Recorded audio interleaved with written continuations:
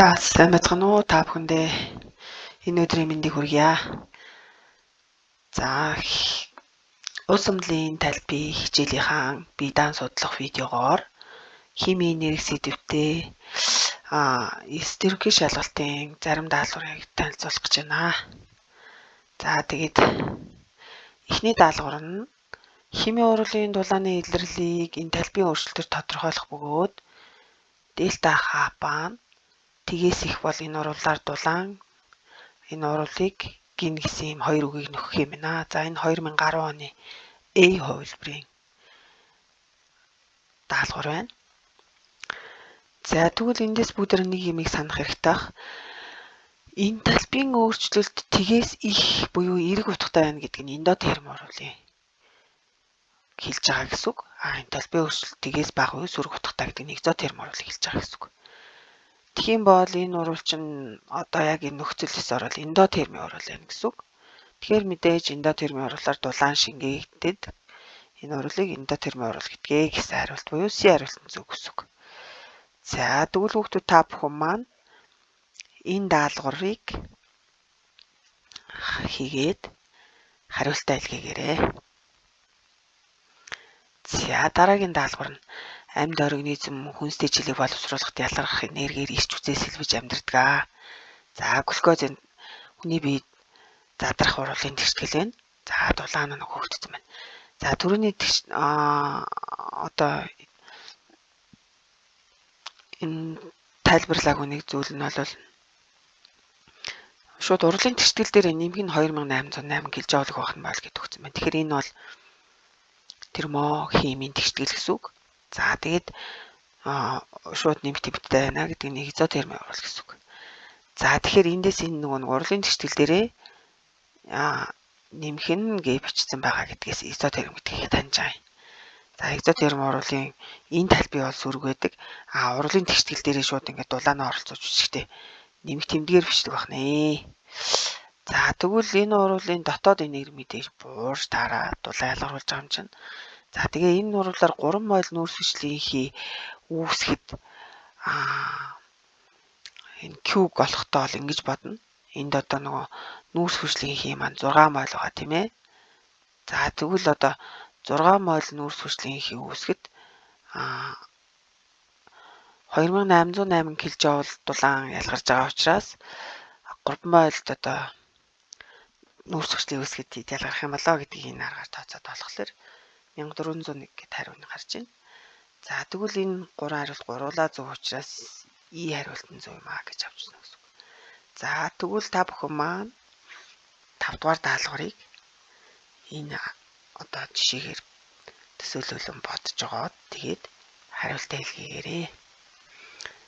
За энэ даалгаварт болохоор урлын тэгштгэл нь хөөгдсөн. За түрүүнийхээс нөгөө шууд урлын тэгштгэл дээрээс сүрэг тэмдгээр 163.2 гэдэг дулаанаа тэмдэглэсэн бааз. За тэгвэл энэ нь юу тэмдэглэж байгаа юм гэхээр эндотерм уруулыг ингэж бас шууд дельта хапагүйгээр шууд дулааны нэг тэгштгэл дээр оролцож бичгтээ ингэж бичдгээ. Энэ термоимийн тэгштгэлийн нэг илэрхийлэх нэг хэлбэр нь байна. За тэгвэл 7 г азот уралд орсон бол уруулаар шингээгдэх дулааныг тооцоол гэж шингээгдэн гэдэг чинь бол эндотерм уруулыг ярьж байгаа гэсэн үг тийм ээ. За тэгвэл бүгдээр энийг яаж бодох вэ? За урлын тэгшгэлээ бичнэ. За уралд 2 мол азот орж байна. За энийг эндээс харж байгаа. За тэгвэл азотын масс нь өгөгдсөн учраас бид нэр молийг нь олохын тулд яах вэ гэхээр харьцангуй молекул массыг нь олох шаардлагатай болно. За тэгээ ингээд бодглохлоор 28 гарч байна. За тэгвэл харьцангуй молекул масс нь молекулын массын тоодохдоо тэнцүү гэд молекулын масс нь бол 28 г хуваах нь мол гэд ингээд шууд гаргаад ирнэ гэсэн үг. За тэгвэл эндээс бид нэр юу гэж дүгнэх юм гэхээр 1 мол азот бол 28 г масстай байна гэж дүгнэх гэсэн үг.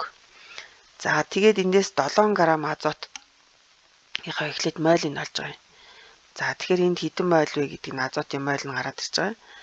За тэгээд эндээсээ нөгөө урлын тэгштэл харж агаад 2 мол азот уралд ороход 163.2 кJ дулаан шингэж байгаа гэдгээсээ ингээд шилжүүлээд бодглохлоор за энд ингээ грамм хаврагдаад мол хаврагдаад 20.4 кJ гэдэг ингээ гарч ирж байгаа гэсэн үг. За тэгвэл энэ бие хариулт нь зөв гэсэн үг. За энд эерэг 20.4 сөрөг 20.4 байгаа.